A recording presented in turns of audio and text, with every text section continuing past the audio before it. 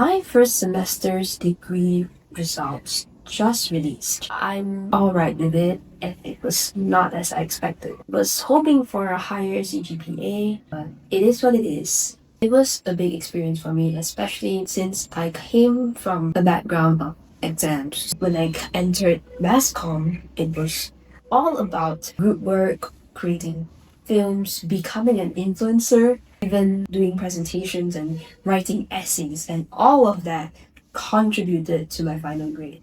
It got me thinking about how I've performed in my first semester.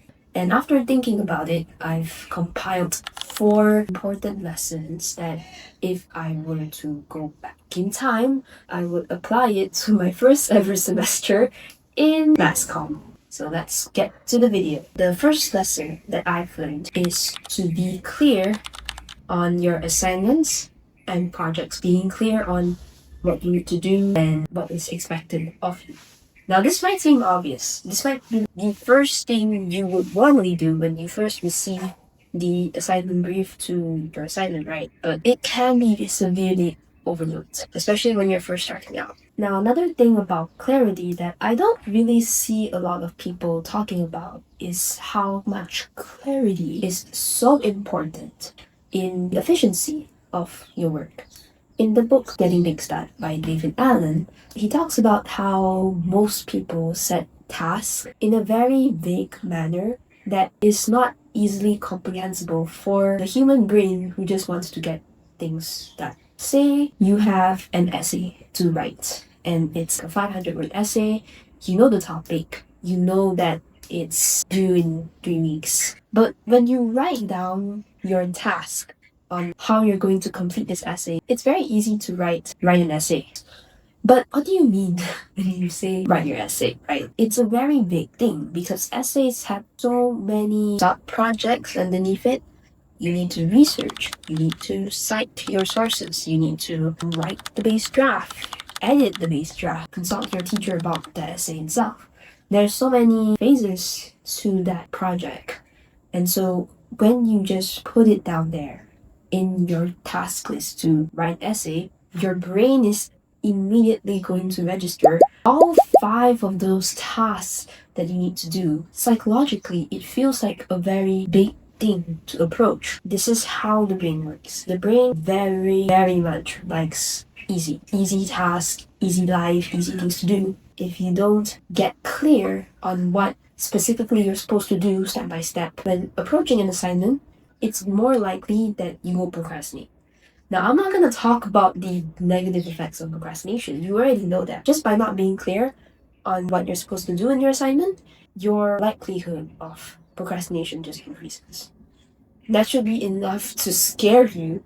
So, whatever it is, make sure that in the first 2 weeks of your semester, you are clear on what are the subcategories of tasks that you need to do behind the project. It is a methodical process that you yourself need to get it straight. Otherwise, you're just gonna get stuck. Prioritize being clear on what you need to do first when you're just starting your semester. And do whatever it takes to make sure you're clear and you have a plan of action to approach your assignments. If you fail to plan, you plan to fail. Lesson number 2, attention management and prioritization. I'm not going to say time management because in my personal opinion, there is no such thing as time management. You can't control time. You can't manage it. But what you can manage and control is the things that you choose to prioritize throughout the day. Essentially, prioritization. If you don't know what to do first, and if you haphazardly do whatever you wish at any time in your life, if you just choose based on what to do by feeling, you're gonna end up with a lot of last-minute chores and deadlines that you need to do. And let's just say, we do not want that. Trust me, you do not want that. You have a lot of priorities that you want to manage. No one wants to just be a student of mass communication. We are, artists. We have our personal projects that we want to do. We are family, friends. We are also people who love their health and take care of our bodies. Well, we want to do so many things in life. Life is more than just our studies. To manage all those responsibilities, that is a different skill all on its own, and it's all about knowing what to prioritize throughout the day. There's so many prioritization tools out there. My personal go-to prioritization method is the Eisenhower matrix. It's a task management tool that lets you decide which tasks to approach first by sorting each task that you need to do based on its importance and urgency. So you have four boxes. The first quadrant is the most important and the most urgent. Then we have the non-urgent but important tasks. And there's also the other two quadrants that are not important, but I'm not gonna touch on them in this video, or otherwise it's gonna be a bit longer. When you're starting your day, always prioritize the most important and most urgent task.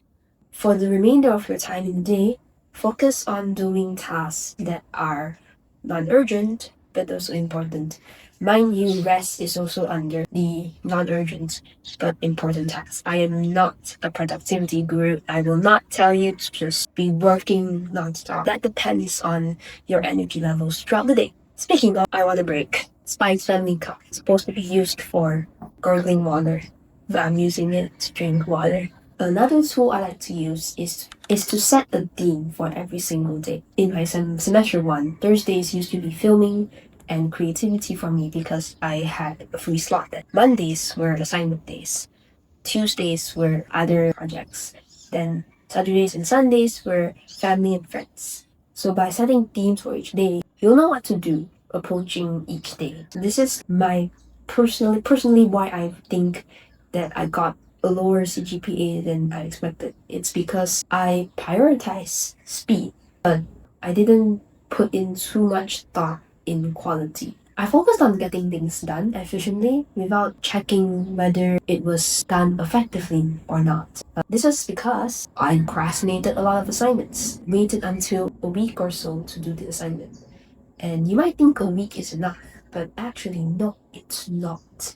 That's why the third thing I've learned, and this is the most important thing I'm going to be telling you in this video, is to do things as early as possible. No matter how much you think you've got enough time, just do it as early as possible. Most of the assignments you're doing as a mass communication student, by the way, they are all a form of art. Think video, think essay, think content creation, think presentation. All of those are a form of art.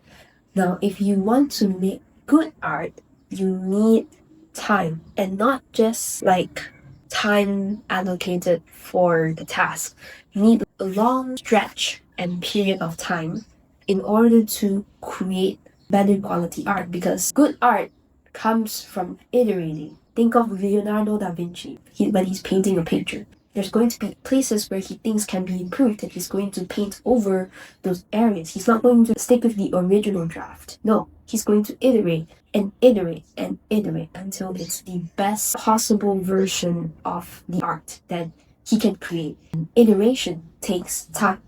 It takes time to also communicate with lecturers. It takes a gap in time to be able to look at your work in a neutral light again, so that you can see which parts need to be improved from a non-biased perspective. Because if you were to create and edit at the same time, you're going to be more biased towards the initial ideas that you've had. Mostly, I find that having separate times to create and edit is more effective for me than combining them all together in one session. Creating, I'm in that creative mind. If I try to edit while I create, it destroys the creative mind. If you want to do well in mass communication, do not push things last minute. You don't know what will happen in the future. Who knows? Your laptop might suddenly have an issue with the screen. You suddenly might not have electricity in your house. You might have a family emergency to attend to. On the day that you said you could finish your assignment. It's fine to be fast. That's not the problem here. The problem is that that's the only thing you focus on. Because at the end of the day, your teachers aren't grading you based on how fast you finish an assignment. They're grading you based on how good the assignment is. Good things take time. Good work takes time. Don't procrastinate. If I could summarize this video in one word, it would probably be don't procrastinate at all. So that was the third lesson. Moving on to the fourth. The fourth lesson, and I think this is going to be something that a lot of you will face as an experience yourself. This lesson is about group mates. Working with groups, essentially. And if you're in your first semester of mass communication, First thing you need to know is that you are going to get a bad groupmate in your group. It's a canon event. A groupmate that won't want to contribute. First thing I would do if I had this sort of groupmate is to not waste time. Again, don't procrastinate, but to just approach them and ask what issue they might be facing. Generally, they procrastinate or they don't do work because they might have an issue. As infuriating as that might be, if you could settle the issue for them, then it would bring you more peace. Now, but of course, they still have to do their work because it's a group assignment. If they aren't going to cooperate, then the best course of action is to just talk to the teacher. Tell the teacher that you're having issues with this person. If possible, try to gather as much evidence as you can about that person not cooperating and showing that to the teacher, and then see how the teacher could help you. And of course, you also have other friends you can reach out to if the stress gets too much. Shout out to my seniors. Thank you so much, seniors, for being there for me when I needed to face those group mates. And I really appreciate you guys for helping me back then. But yes, friends, family, tell them about your problems. Get other perspectives on how you can approach the groupmates. I can't give you specific advice on how to deal with a groupmate because there's gonna be different types of people who don't want to do work out there. But what I can help you with is to list out a few common habits or patterns in that kind of groupmate so that you can quickly identify whether they might cause you trouble or not. It's a list of common patterns I've noticed in groupmates or students who just don't want to contribute. Don't expect them to finish things on time or do things as they say. Look at their actions, not their words. They won't contribute when you're doing group discussion. They'll just mainly be very quiet. Those are the common patterns of that groupmate, if you get what I mean. It's inevitable, but hey, it's a good stepping stone to improve your communication skills and your ability to handle crises. I would tell you to communicate your expectations to them and be confrontational, but I personally have never done that, though it is something that is common wisdom, right? If you have a groupmate that is not cooperating, you would just try your best to make them cooperate. I'm not gonna tell you to do it, but just try that if you can. Try. If you're too shy to do that, then just ask for help around you. But something you need to think about as well, is it really worth it for you to handle all of the work by yourself? Is it fair to you that you have to do the work all by yourself and this one person gets away scot-free doing nothing? That's something I would want you to think about, and how much of that will affect your peace. You want to have fun in school. You don't want things to be a drag. So just think about whether confronting isn't as bad as it seems. We do not put so much anger and attention onto this groupmate.